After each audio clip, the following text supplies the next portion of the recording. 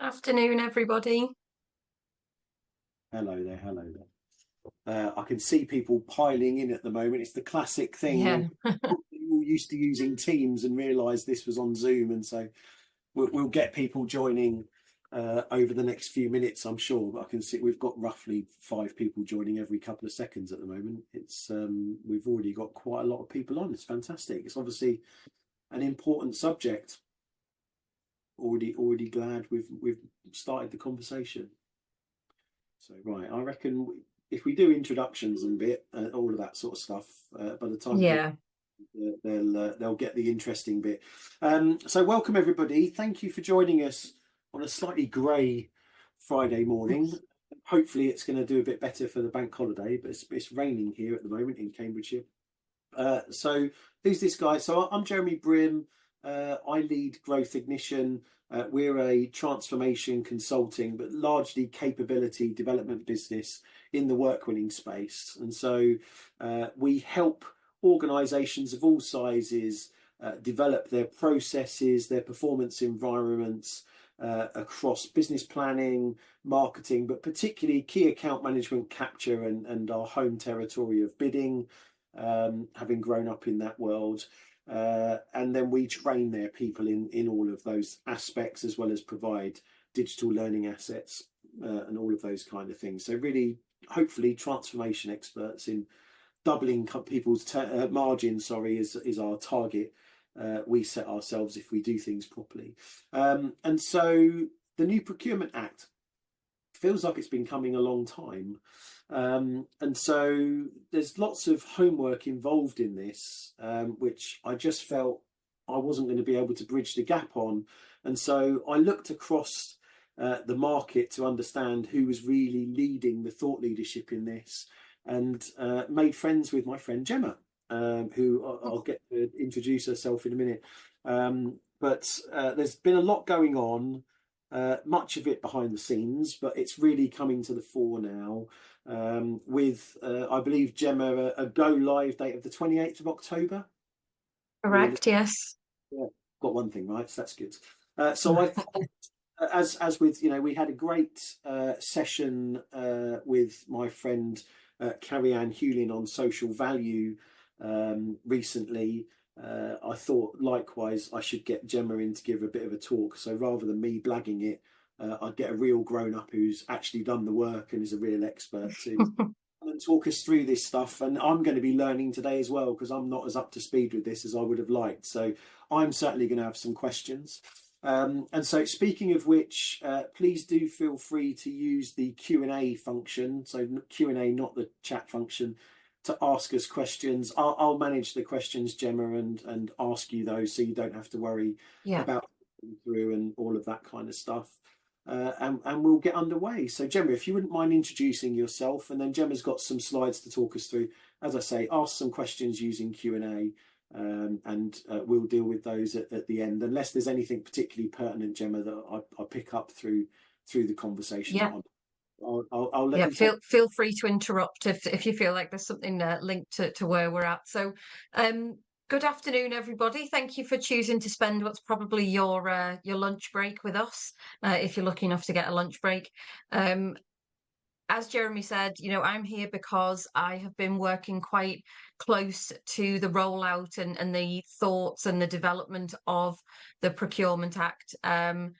Certainly over the last 12 months, I've been following it since its green paper and white paper days to sort of, figure out what was going on. But I've been quite involved. In my experience, I've been working both on the buyer and the supplier side in public sector procurement for about, I think it's about 18, 19 years now. So I've got a perspective of both sides. I've, been a bid manager, I've been a bid writer, I've been a supplier, I've also been a procurement manager.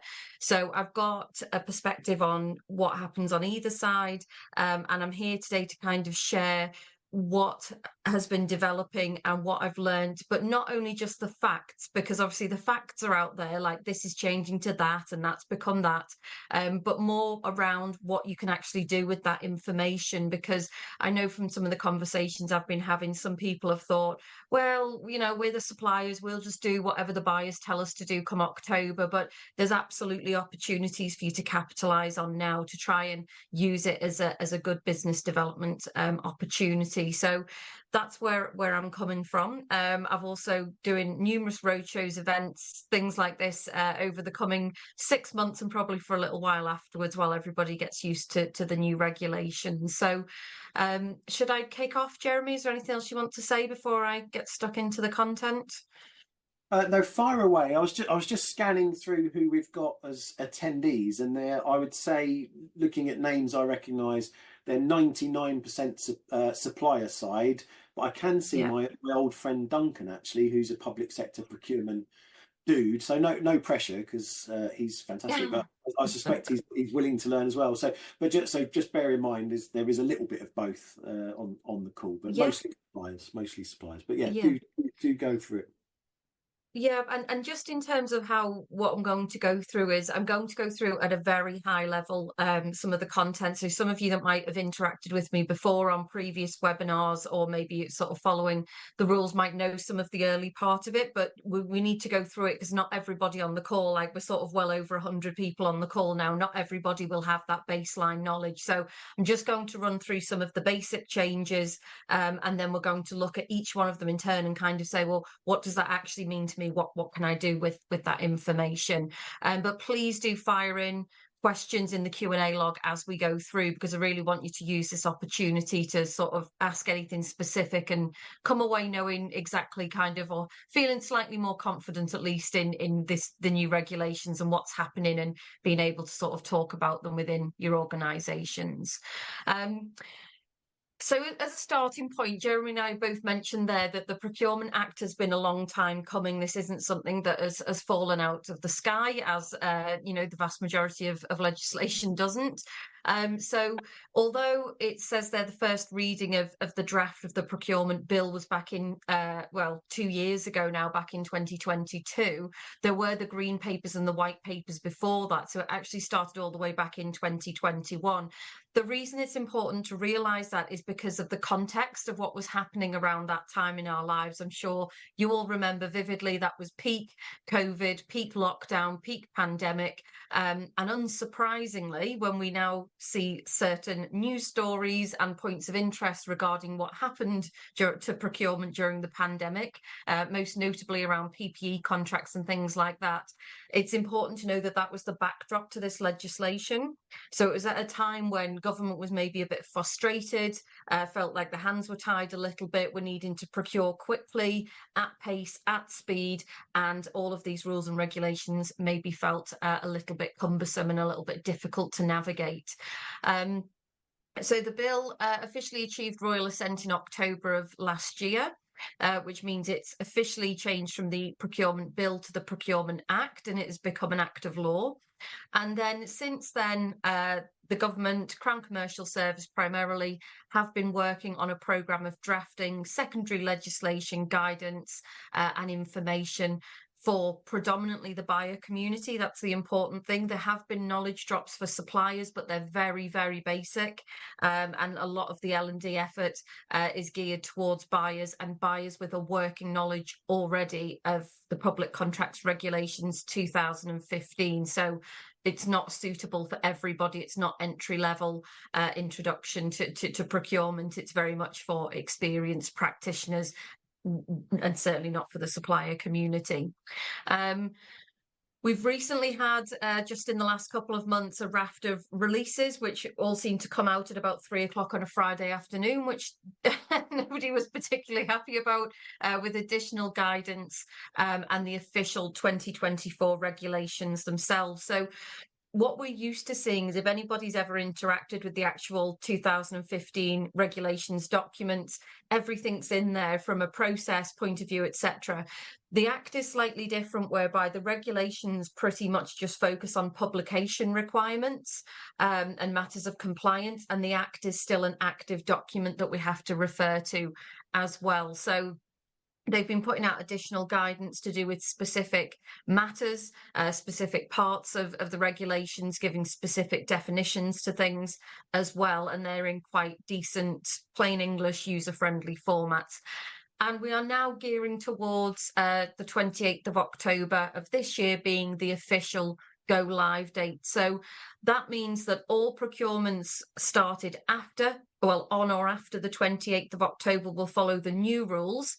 But anything that was started prior to then, so from this date in time up till the 27th of October, will continue to follow the regulations it was procured under for its lifetime.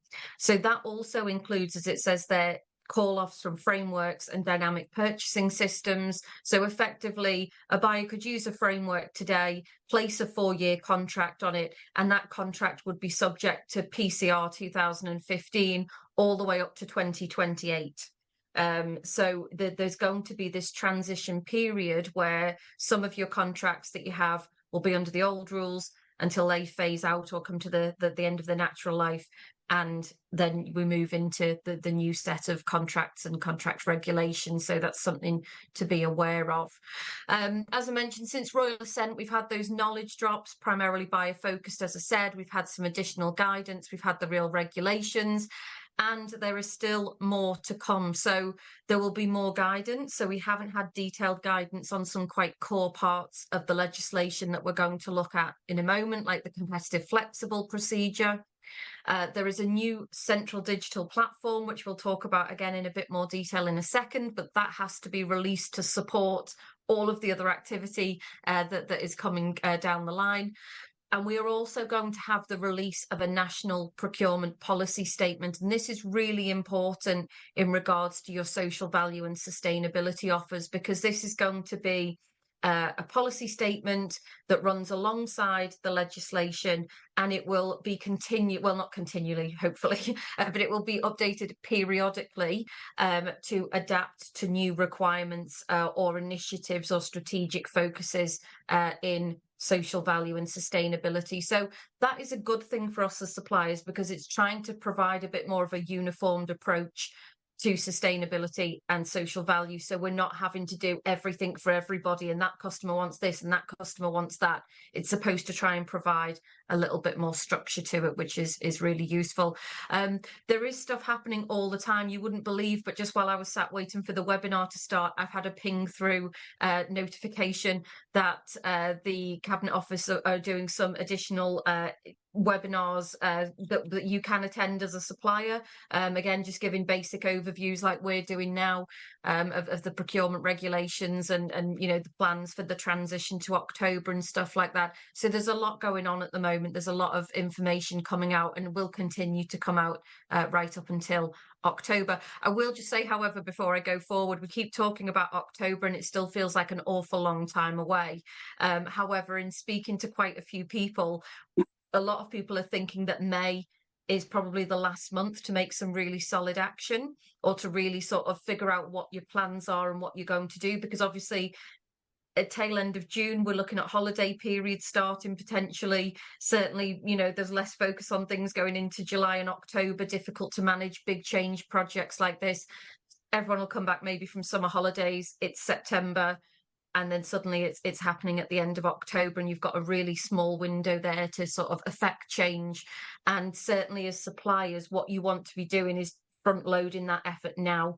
So don't be the suppliers that are scrabbling around waiting right until September and October to try and do something about this and capitalise on it. Get in now and do some of the work we're going to talk to you about at the end of towards the end of my little spiel here today. So New procurement objectives then. So I think most people on here, being used to public sector tendering, will be aware of the procurement principles. So these are the principles by which public sector authorities are supposed to use to guide their decision making. Obviously, a lot of it is process driven and defined by rules and regulations, but they also have flexibility within those. These principles are very supplier focused. When these new regs came in, it's about equal treatment, it's about proportionality, it's about not being discriminatory. Now, looking again, as I mentioned, around the backdrop of this legislation and the time period it was being created in, the Procurement Act has actually done away with the word principles and changed it to objectives, which some people have kind of said that doesn't really mean an awful lot. But obviously, as a bid writer, I look at the words, I look at the meaning behind them. And the word objectives is moving away from principles, ethos, ethics. Objectives is very commercial language. It's about results. It's about tracking performance and an activity against stated, end goals. So the new objectives are delivering value for money. They are about maximising public benefit, sharing information for the purpose of allowing us suppliers and others to understand authorities' decisions up front, which is great. More information for us about what's coming down the line and giving us more time to prepare. And then acting with and being seen to act with integrity. And that, I think, maybe might be a bit of a trying to take the sting out of the tail of highly publicised issues to do with public sector procurement that have, been in the news over the last couple of years. But again, thinking about that national procurement policy statement, looking at these objectives here, value for money and maximising public benefit, both of those play exactly into that ideal. Some of you might also be aware that the usual acronym for deciding how to award a contract, MEET, the most economically advantageous tender, has been changed as well to MAT, so most advantageous tender. So they've removed the words economically from that acronym, and that is a nod again towards that wider benefit. So highlighting to buyers that they should be purchasing based on what is of significant benefit to the wider public and the ultimate stakeholder, the taxpayer, rather than solely commercial decisions. Now, obviously, anyone in procurement, and maybe your colleague that's online, will tell you that they are obviously massively constrained by commercial factors, budgets, and availability of resources. So how well those two ideals play against each other, I don't know, but there is definitely an ideological shift towards more wider benefits rather than just commercial driven decisions, which is interesting. So Gemma, I guess that's about whole life benefits rather than just input price, isn't it? Is what you're getting at, which is interesting for lots of people on the call, as long as clients allow themselves to have criteria and be able to measure that, I guess. But we'll get into that, won't we? It's interesting. Yeah, and I think that's where the national procurement policy statement comes in, of trying to make that ask from the public sector more uniform, so it's easier for people to engage with. Because I have this argument all the time where people say, well, if I give a big supplier a 100k contract or an SME a 100k contract, they've both got 100k to deal with the social value side of it. And I'm like, well, no, they haven't, because the smaller company doesn't have the time, the resources, the setup to be able to manage that activity as well as a larger company does. They don't have that flexibility and economy of scale. So yeah, it's about trying to make it a bit more uniform across the board. So it mentioned there around sharing information, and there is certainly a significant increase in the publication requirements from the public sector side. So they're going to have to issue a lot more notices related to the procurement, and there are additional notices that are some are mandatory prior to the tender notice. The contract notice, as we know it now, is going to be called the tender notice, before that being released, with an effort to share that information and to give the market more time to prepare and more awareness of upcoming opportunities. There's an enhanced duty for buyers to conduct the pre-market engagement, There's just, I believe it's section 16. I don't know them all off by heart just yet, but I believe it's section 16 of the Procurement Act actually lists out the circumstances in which that buyers are able to pre-engage with suppliers, because this has always been the age-old problem that buyers are being encouraged to engage with the market. However, they then have that risk factor of that then tipping the balance in favour of a particular supplier, being challenged on existing relationships, which has always made buyers nervous of that pre-tender engagement. Now, the actual list covers pretty much everything. So it states quite clearly in the Act that buyers are allowed to engage on things like writing the tender documents, designing the procedure under competitive flexible procedure, getting support on how to award the contract. So there's pretty much nothing that buyers have off limits now in regards to what they can engage on. And the hope is that that will give them an extra layer of confidence and reassurance when engaging with suppliers, so that they feel less risk is involved. The notices associated with that engagement. So the first new notice is a pipeline notice. So if anybody is used to bidding in Scotland, they have something called the forward plan. And this is sort of a move in that direction. The forward plan basically identifies upcoming procurement opportunities. The pipeline notice is any public sector body which spends over £100 million in any financial year has to publish a pipeline notice 56 days before that financial year is due to start, that shows 18 months worth of projected contracts. So that pipeline notice will support your understanding of, you know, who the major players are and what they are likely to spend. It will give you that advanced notification of potential opportunities to allow you to start with business development and capture activity that will hopefully help you prepare and get in front of a tender rather than waiting and reacting to it coming out. This is one of the areas where there's been additional guidance released last month on it. And initially they said that all contracts of a value of £2 million or over had to be put in that pipeline notice. So they spend £100 million overall. They have to produce the notice. The notice has to detail £2 million and above opportunities. However, the guidance has suggested that it would be best practice for authorities to list every contract. So every contract that they're likely to advertise, they should be putting in that pipeline notice. So that's interesting, and that would be interesting to see when they start coming out, just how much detail are in those notices, because obviously for smaller businesses, you need those smaller notices advertised as well, not just a £2 million plus. There's a planned procurement notice, which is exactly the same as a prior information notice that we have now. So this basically is just a notification of an individual procurement. So the pipeline is the collection. The planned procurement notice is an individual procurement. Buyers can use it to shorten down the time frames if it's been in the market for 40 days to 12 months. And that, again, is just a notification to yourselves that there's an upcoming opportunity. Possibly it's not a guarantee, but it's you know, something that they're looking into, and it's an open invitation to engage. And then finally, and I think most interestingly, is there is a preliminary market engagement notice. Now, this notice is mandatory for buyers to release before their tender notice if they have conducted any form of preliminary market engagement at all. So this is giving people on the procurement side a bit of a headache, because you will have a procurement team who understand the process and the compliance and posting notices. And then quite often they will have a batch or numerous internal stakeholders, like maybe clinicians in a hospital, contract managers on other service contracts, who are actually people interested in getting requirements and stuff. Suppliers. Now, that is pre-market engagement, preliminary market engagement. So what buyers are grappling with now is how they're actually going to make sure that they capture all of that so that they can remain compliant and put it in the notice.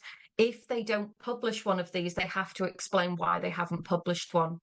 And if a tender notice is released, which will be the start of the competition, that will link you back to any preliminary market engagement that has taken place. And that notice has to detail what's taken place and also the results it's had on the procurement and the tender itself. So that is another layer of information that is going to be available to suppliers. And it, again, is a new sort of check and verification to make sure everything is on a level playing field and that you get access. Really helpful as well if you're going to sort of, you know, as we all do with best intentions, have a pipeline, do the pre-work, all that sort of stuff.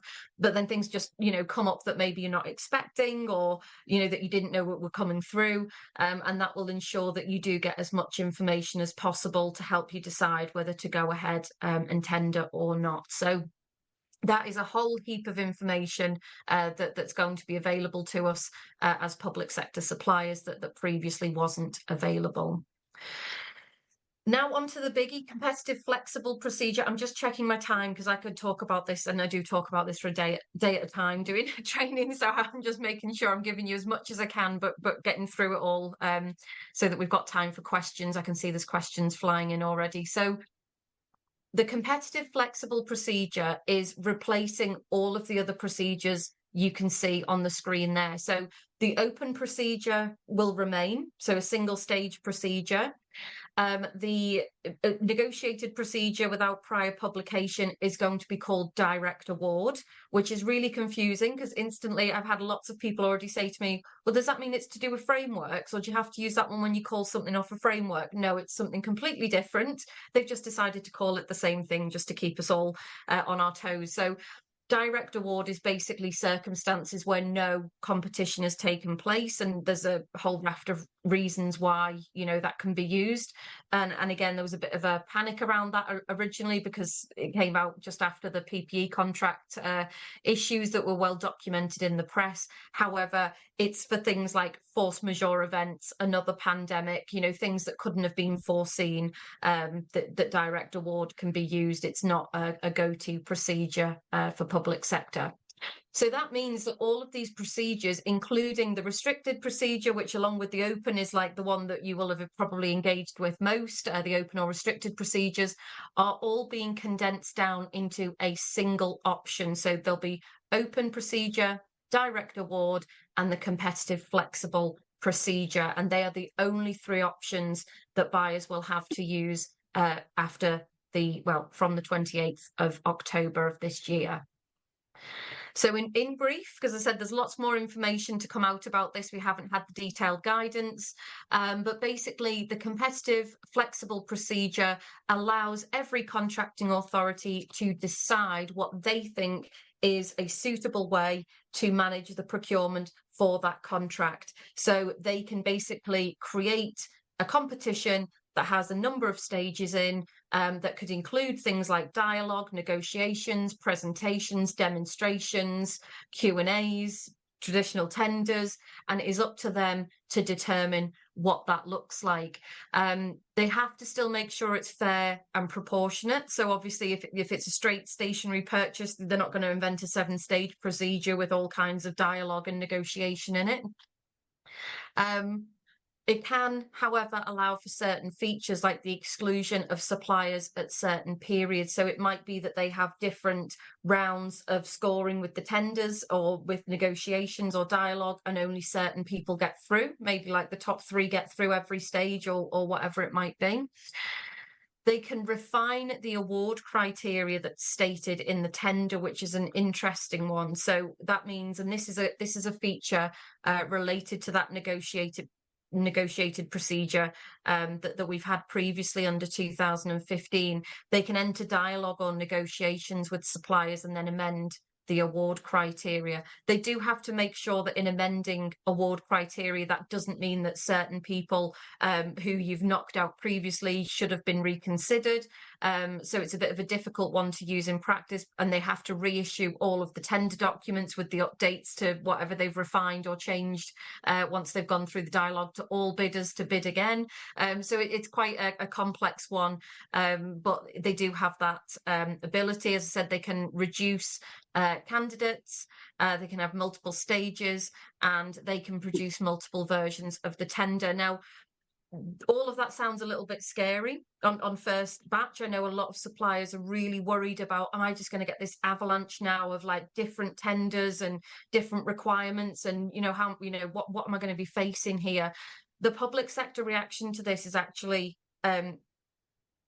I don't want to say scared, but that's I'm trying to think of another adjective. But apprehensive would probably be a good way to describe it. So in the same way that we currently mostly deal with open and restricted because they're the easiest, most straightforward, less risky, less time consuming procurement options, I doubt that what you're going to see from day one, come the 28th of October, is every public sector body saying, welcome to my brand new procurement procedure. We're going to start with negotiation. We're going to do 2 rounds of this. We're going to do 4 lots of evaluation on that. They want to keep it simple. They're nervous about trying out these new procedures and getting them wrong and being the case law or the test cases that go wrong. And also they've had these options available to them previously. They could have always chosen to do a competitive dialogue procedure, a negotiated procedure, but they haven't done them because they are for specific procurements, complex, high spend, high risk procurements. So for day-to-day procurement, I doubt that you'll see a sudden influx or change. A lot of the buyers that I've spoken to over the last 12 months have been basically saying that what they're planning on doing is to just carry on doing the restricted procedure, but call it the competitive flexible procedure. So, I wouldn't unduly worry that you're going to face this avalanche of weird and wonderful procurement procedures.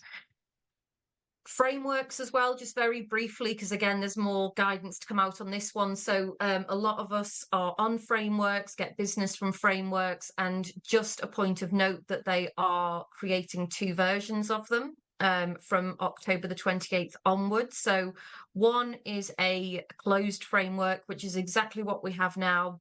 Do a tender to establish it. It runs for 4 years. There's a call-off mechanism by which, contracts are placed or awarded on that framework. Then they are reserving the right to also do an open framework, which means that the buyer has the opportunity to reiterate that framework if they believe that by running another competition at the end of the first 4 years, they would have just ended up with the same suppliers, with the same terms, providing the same services or products. So they have to state up front in the initial tender notice whether it's going to be an open or closed framework, and they have to stick to that. So they can't run a closed framework and then say, oh, by the way, we're going to convert it to an open framework. They're not allowed to do that. So you will know up front. And there is still some back and forth around how they're actually going to manage that rollover into a new iteration of the framework in an open framework. So, for example, will it include new pricing? Will they allow new suppliers to enter it at that point? Will people be allowed to exit at that point? How are they going to make sure that people remain, within the right side of any selection criteria or mandatory criteria that was made part of the competition? There's a lot to still unpack there, but there is fundamentally this ability to do the 2 different framework options. Oh, sorry, skip right over there. How it worked without distorted competition in constricting markets is not clear because, again, unless they allow people to roll in at any breaks in the contract, it's, running an 8-year framework is sort of not in the best interests of public finance and competition, in my opinion. So be interesting to see how that works. Another scary headline that you might have seen or heard about is the supplier debarment process. So this has caused a lot of panic and a little bit of worry in the supplier community. So supplier debarment is basically going to be a list of suppliers that are on the wrong side of the mandatory and discretionary exclusions, and just a terminology change again. Mandatory exclusions, you're going to now be called an excluded supplier. Discretionary exclusions, you will be called an excludable supplier. So the basic premise remains the same. Mandatory exclusions means that you cannot bid for public sector. Discretionary exclusions means that you can give yourself cleansing, cleaning, whatever they call it, evidence, and you are then able to still do work with a public sector buyer, but they have the right to say no. Basically, they can take your justification or not. there is a whole process involved in getting onto this debarment list. So basically, what would have to happen is for you to be on the wrong side of these anyway. The only other way to sort of enter it is to become subject to one of the exclusions at some point, obviously during the life cycle of the contract. So if you suddenly become, there's an breach of labour law happens while you're 2 years into a 4-year contract and you end up on the wrong side of it, you can end up there. There's a couple of new exclusion grounds. So corporate manslaughter and corporate homicide have been added to the list of exclusions. Cartel offences have been sort of just rebadged, I think, but there's specific mention to that. And also, interestingly, ancillary offences, which I'm not really sure how they would actually prove this unless you had a conspiracy conviction. But you basically can be found guilty by association as well, that if you sort of not done the thing yourself, but you've conspired to sort of other people committing offences, then you are also deemed to be on the wrong side of them. Interestingly as well, for some companies that maybe have an international base or a parent company that you have to refer back to, what they've also added is that the same offence that is committed outside of the UK also now counts as an exclusion.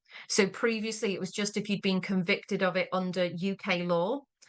If your organisation has a global footprint or is operating outside of the UK and you've committed one of these offences in Germany, Spain, America, wherever, you now are also subject to the wrong side of the exclusions. Final point on that. The exclusion grounds now also cover ongoing investigations as well as known convictions or events. So this is one to me where I think that they need to provide more information and support to suppliers, because say, for example, if you had an employee took you to a tribunal, that's an ongoing investigation as to whether you have been breaching labour law. So do you have to declare that and become subject to the excludable discretionary exclusions? That seems a little bit harsh. Or is it just talking about ongoing investigations into criminal matters, the mandatory exclusions? It's not 100% clear yet what that actually means. Also, they are asking for standard information in relation to these. So if you do have to say that you're in breach of one of the exclusions, you have to give specific information for each event and each person. You can't just give a general overview of kind of, oh, this is what happened and this is what we do about it. They want to know specifics about it. Just a final point on debarment. Poor performance is one of the discretionary exclusions. And the reason the debarment list, obviously, most of us here would be like, we wouldn't be supplying to the public sector and ticking, oh yes, I've been found guilty of all this stuff, and yes, we've all done all this bad stuff, because we know we need to be on the right side of these exclusions. Now, poor performance is a really dicey area potentially coming up after October, because what an authority has the right to do is they have a right to use the contract's performance notice, which is another new notice, to notify or to trigger the procedure to get you put on the supplier debarment list. Now, what they have to do is they have to prove that you have, they've given you an opportunity to improve, and you fail to meet, a quality improvement plan, action plan, or something like that. But then if you consistently then underperform, they can trigger off a process, which is sort of a very, long, it's not that they just push a button and you end up on the debarment list. It basically gets reviewed by a government minister. You're allowed to make representations for yourself, but ultimately that government minister can decide that you need to be put on that debarment list. There's an 8-day standstill period by which you can challenge it, and you can appeal the decision. But ultimately, poor performance on one contract could potentially snowball to you being subject to these exclusions. And then once you're on that exclusions list, that might stop other public sector buyers doing business with you. And it also means that all other buyers you have contracts with technically would have to review whether they want to continue contracting with you as a supplier subject to a discretionary exclusion. So there is potential quite a big snowball effect there for poor performance, which some people might be a little bit worried about. Just a couple of specifics, sorry, Gemma. Yeah. We've got a couple of questions. The disbarment, would that include things like health and safety investigations? Somebody had asked. There is, do you know what? Interestingly, I don't think I would have to double check. I'll double check the final list of exclusions, but I think that that would fall under breaches of labour law. So yes, I think that if there were ongoing health and safety, that would fall under the labour law Yeah, discretionary exclusion. I would naturally think so too. And then, is all this applicable to defence procurement? I think it is. Yes, it is. So that's an interesting, well, interesting if you're into procurement law, but because currently there's lots of different sets of regulations. So I've mentioned Public Contracts 2015. There are separate rules and regulations currently for defence and utilities and concessions. They're all being brought together under the same act. So the Procurement Act now covers all of those sectors as one document. There are certain dispensations for certain sectors, but because I know obviously the MOD has its single source process as well. So again, that's something that we haven't had a specific guidance document that says this is specifically where defence is different or deviates from the pathway. So at the moment, the vast majority of this will be applicable to all types of procurement. Good. Okay, I've got some other questions, but carry on, and I'll wrap them up at the end. Fab.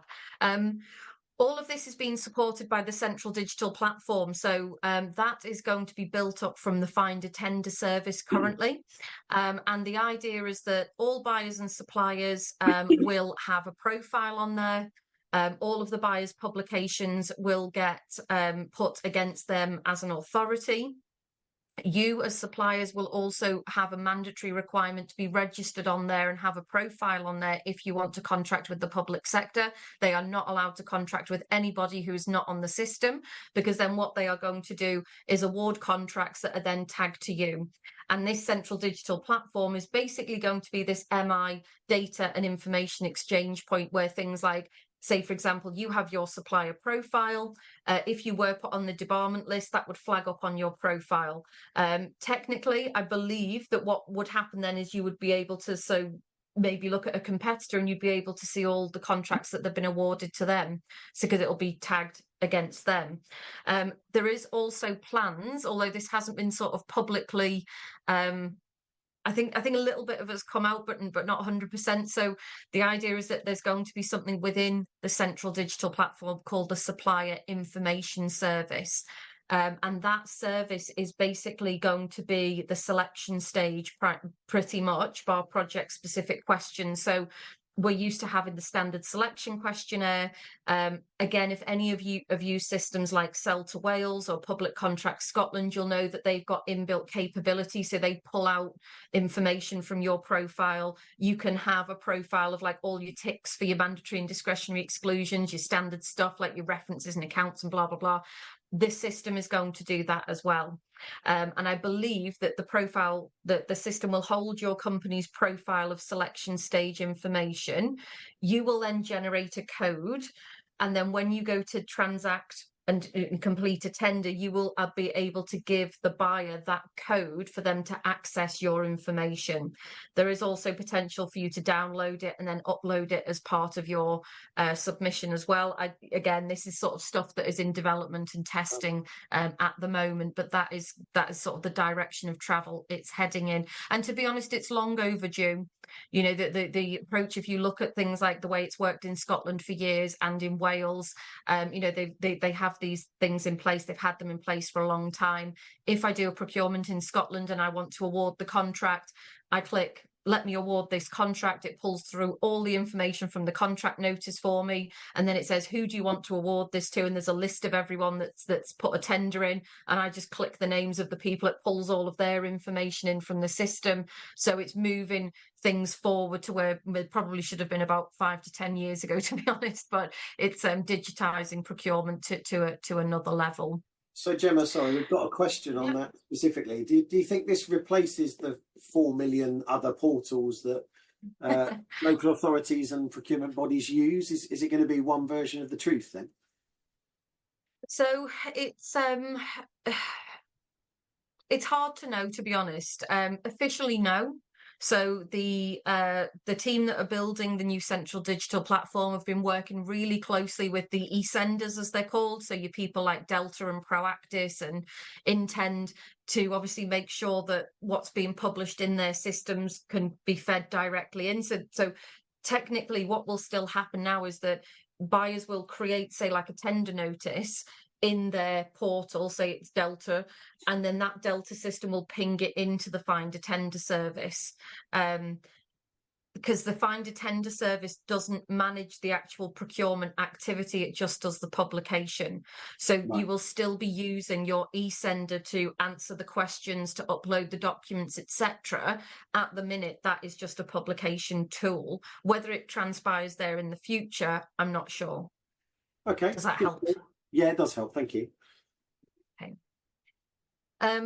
So just looking at each of those items there and what we can actually practically do about them now, you could use this as a checklist or a sort of activity plan, to sort of go away with after today and start working on what you need to do. So first of all, regarding the timeline, I would have a look at your existing contracts, when they're due to end, and maybe get an idea of how buyers might react to that. So I've had a lot of anecdotal information that people are having potential stuff that they were expecting to get in the second half of this year. They're already getting tenders released early for it now. So a lot of buyers are trying to pull forward their procurements ahead of the 28th of October, so they can let a 4-year contract under the old rules and give themselves a cushion of time before they have to start working under the new Procurement Act. So I definitely have a look at what you're expecting in your pipelines and what might potentially change about that. I think it's a good time to review your own social value and sustainability offer. There is an existing version of the National Procurement Policy Statement from 2021, and it's largely going to stay the same. From what I've heard, they are going to release a new version of it in time for October, but that shows 3 priority areas to work on. So I think that, looking at what you're offering and seeing how aligned it is and what you may or may not need to change to have an attractive offer come October, especially given the additional focus on that additional factors, maximizing benefit, would be really good. And also start recording the work you're doing now. I always constantly am working with suppliers as a consultant who are doing amazing social value work but aren't actually recording it effectively, or I don't have any facts, figures, data, evidence, examples to use in other tenders. So because it's going to be becoming more important, you need to make sure that you actually capitalize on that and have good stories to tell. Obviously, pre-tender engagement, as I mentioned when I did the slide, this is a core place for you to start looking at, what you can do pre-tender. Buyers will start changing their behaviour already. They'll be more open to engagement and linked there to the competitive flexible procedure. Buyers are being encouraged to openly engage with their suppliers on how they're going to approach this, what they're going to change, how they're going to implement it, the types of procedures they're going to use. And so I think that this is a unique opportunity where the door is already half open. Usually it's a battle to get that meeting, to get them to speak to you, to have something, to talk to them about. This is the door's open. You've got an agenda there. You've got specific things that you can have intelligent conversations with them about and move yourself into that place of influence and that kind of position where, you're a trusted, known supplier ahead of tenders coming out later on in the year. Find out equally, same as the contracts, really, what's happening with frameworks that you're on that are due to expire. What's the plans for them? What are they going to turn into? Related to debarment, review your organisation under those new requirements and think about any issues that you already have related to contract performance that you may need to very quickly deal with before it becomes public consumption, how you're doing and how you're not doing on your contracts. And also keep an eye on that central digital platform. Make sure that you're signed up to it as soon as possible. Make sure you get a profile in it to ease that initial first wave of procurement after the 28th of October, so that you can show yourself as a supplier that's ready to go and ready to perform.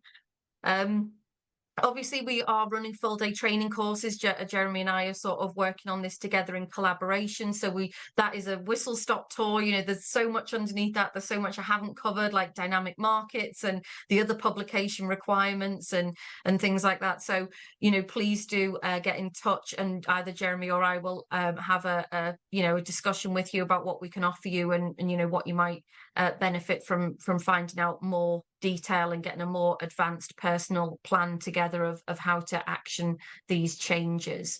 So, Jeremy, I can see there's 13 questions. I know we've got 10 minutes left, so I will try and answer as quickly as I can. Do you want to rapid fire them at me? Let me. I can wrap some of them up as well. Yeah.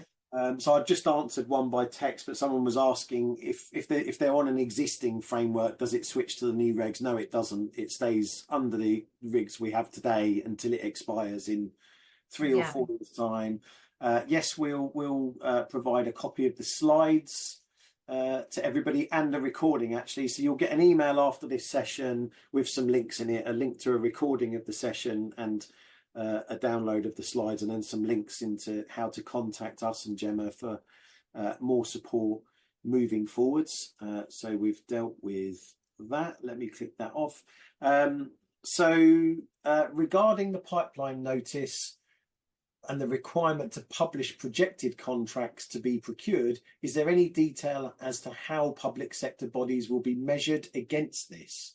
I guess as in published pipeline versus actual, particularly with regards to the point around best practices being that all intended contracts are noted as opposed to just those above 2 million.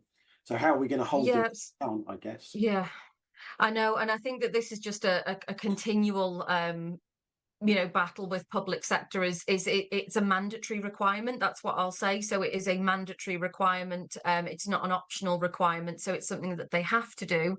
And there is going to be put in place, along with the suppliers being held to account through supplier debarment, there is going to be a new procurement oversight unit, which is brought in specifically to sort of regulate and monitor behaviour, and buyers can be publicly reported to and named and shamed on the portal as well for not following good practice. So if you did have somebody that was continually not producing that pipeline notice or hadn't produced it, there's a channel there for you to tell on them. Very good. And then Rita asks an aligned question about, does this mean that we don't need to be registered with all of these portals all over the place like we have been before? Is it going to be one source of the truth, or what do we think? No, you will still, need to be registered, because as I said, they're still managing the procurement itself. So in the same way now that when you go into Contracts Finder or find a tender, you'll search for the opportunity and it'll say, here's the contract notice text, go here to get the full details, or log in here to, participate in this tender. That will still be the case under this new system. Okay. And if you're a group of companies, so you've got a parent company and then different brands underneath it, is it one profile or however many profiles on the platform? Yeah, I think that will be to be decided. I know they have the same problem, within Public Contract Scotland, for example, that I'm familiar to working with, where you'll have multiple entries for the same company, or at the minute or the way I think it's been designed is it's a single entity. So you would be, say if you were part of a subsidiary of a parent company, you would just register as you, and the parent company, if they wanted to bid, would register as them. Yeah, because you could bid as different entities, couldn't you? Yeah. And there's probably a whole nother rabbit hole we could go down on joint ventures and things like that, but we'll leave that. Yeah. We'll see how it fleshes out. Are there thresholds for PPN and PNEN? Yes. So the PPN, so the those two notices I mentioned, the pipeline notice is obviously related to the authority spend in total, but the other two notices, the planned procurement notice and the PME notices, are for the above threshold contracts. That's not to say that, I don't. Basically, yeah. So they're for above threshold notices. So when it comes to below threshold contract notices, there's only 2 stages again, so they have to do an initial tender notice to start the competition, and then they have to award the competition at the end of the procurement, so they don't qualify. So yes, sorry, short answer, yes. They're only for above threshold contracts. That's right. And do we know when the central digital platform will be available? So what I've heard from government sources is that they are planning, as all good software developers do, to have a minimum viable product ready to go to market on the 28th. And then there's a further development pathway to slowly roll out the more fancy elements of it. So what I'm imagining that means in practice is that for the 28th of October, the system will allow you to register, and it will allow you to find notices. And all the new notices will be published there. Having that extended selection questionnaire profile and some of the other parts of it, I think, will take longer to happen in practice. Okay. Was there anything more to do with the platform? When the prelim notice is sent out, will it include information on further planned market engagement or just what's happened so far? Yes, so there is a bit of duality there. I've sort of, again, people might have seen me ranting about this on my LinkedIn things, but so there is a bit of a crossover. So the preliminary market engagement notice can say we're about to, we want to engage with people. The PME notice can also start engagement, but also record engagement. And even with the additional guidance, I'm still not clear, so say if you've used it to engage the market and start engagement, do you update that notice once you've done the engagement? Do you have to do a second PME notice to say that you've done the engagement? It's not 100% clear still in my head, but yeah, so basically it can be used as the call to competition, but the call to engage, I should say, sorry, as well as notifying what's already happened. Okay. And what about foreign companies and SMEs? Will they be able to get access to this information and be able to tender against us British businesses? Yes, absolutely. There's no change there. So although we're not part of the European Union anymore, we are signed up to the GPA under the World Trade Agreement. So we are still going to be a part of that, which means that we have open borders regards to procurement and people being engaged in the procurement process. There are a couple of other acts going through Parliament at the moment which are around buying British and stuff like that, but they're not law yet. Yeah, fair enough. And sorry, Heather, I just marked your question as answered and I didn't mean to. I was going to answer it by text, but in terms of if you've got different disciplines in a company, you register at a bidding entity level. It doesn't matter if it's different parts of your business coming together or bidding, etc. It'll just be a bidding entity level. Yeah. So Anne was asking, so suppliers can register from the 28th of October only, not before? No, that's not the case. We can register before, can't we? As soon as the platform is live. Yeah, so if you go into the Find a Tender service now, you can register as a supplier. So I would probably do that because I imagine that they will do bulk mailing to anybody that's already registered as a supplier to say, now you can come in and do this, or, go here to do the next steps or whatever that means. But again, it's something that they haven't actually given the detail on yet. So it's one to keep your eyes on to make sure that you're ready for it when it lands. But you can, as I said, you're just going to Find a Tender service, top right corner. You can register as a supplier there anyway. Okay. Hannah had asked about how does this additional set of measures help SMEs looking to bid for business? Surely this adds to their bidding cycle. Well, I think this provides greater visibility of what's coming, hopefully much better quality of pipeline information so that small, medium businesses and actually medium, so up to level below the sort of tier ones can really plan their activity. Well, everyone actually, that we can figure out what our top 3, top 5 deals are in a year and deploy real capture onto those. And we can understand what our forward cost to tender is likely to be, or what the level of resource is likely to be with more confidence. It's about I think why people are asking about the quality of pipeline information is that this is about certainty, isn't it? Certainty of pipeline, visibility of pipeline. That's a fantastic business enabler. So I think the pros outweigh the cons if this all flies. I think your point, we'll wrap up, Gemma. I think I might pick up a couple of the questions as we go, but there was a couple of points I wanted to make just to reiterate then. With the summer break that's coming, you've actually only got May and half of June, and then maybe the front end of October to really deal with this with clients. And the advice, I did a podcast episode on this whilst it was just the primary legislation with Rebecca Rees from Trowers and Hamlin, top procurement lawyer, and her key advice was get ahead of this thing with clients. Help clients understand what's gone well, what's gone not so well with their procurements, so to help them inform their approach, particularly in the use of the new competitive flexible procedure. And then on the flip side of it, in the challenge, the fear in the clients, Gemma, that you'd mentioned, clients are worried about this and probably will just use a flavour of the restricted procedure going forward, because one thing that is different that Rebecca talked about was that under the current regs that we currently exist in, the legislation is king and the ITT document is secondary to this. Whereas under these new regs, it swaps. So the ITT is king. And of course, we all know clients can be a bit variable in quality of ITT documents. So if a procurement goes wonky and you want to take the client to court, that's quite a thing. That's quite a risk. And so you really need to get under the skin of this with your business and really understand what it means. And really help coach your clients, particularly where you've got key deals. You're not going to be able to deal with all of your clients on all of this.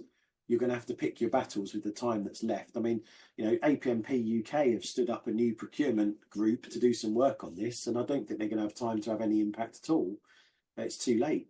Crown Commercial Services aren't going to talk to them about this stuff at this point. The training stuff's already out. So hopefully, they can help members get up to speed with this stuff, but they're going to have to move quite quickly because it's already lastminute.com, isn't it? So we just need to be aware of that. Pick your battles, I would say, and particularly your key recompetes for key deals that will definitely be procured after the 28th of October. You need to get ahead of this with clients and really understand what their capability and capacity is to deal with this change. Because it's definitely coming, and the government are punting out a shed load of training for government organisations, but they haven't really got the capacity to deal with their current workload, let alone be trained in all of this stuff. So it's going to be an interesting year or two, I think, in how this pans out. Was there anything else? Oh, just on my favourite subject, dynamic purchasing systems. Do they still exist after this? They are changing the name of them to dynamic markets. So that is another change that we didn't have time to go into today. But the idea is that they're trying to extend those to have more broad use. So that what they ideally want is a dynamic market already set up for every product and service in the future, so that we're basically curtailing the selection stage. So dynamic purchasing systems and markets will be the selection stage done, and then people are just doing the ITT stage. Interestingly as well, when using the competitive flexible procedures, buyers can reserve the right to only transact with suppliers on an established dynamic market as part of that process, so they can actually curtail the competition from anybody not registered. So depending on how they roll out, because we haven't seen them actually, they don't exist yet, it might become a future must-have to be in a dynamic market for your sector. Okay, we're out of time, Gemma, but actually there's just one question that we should ask because it's come up a couple of times.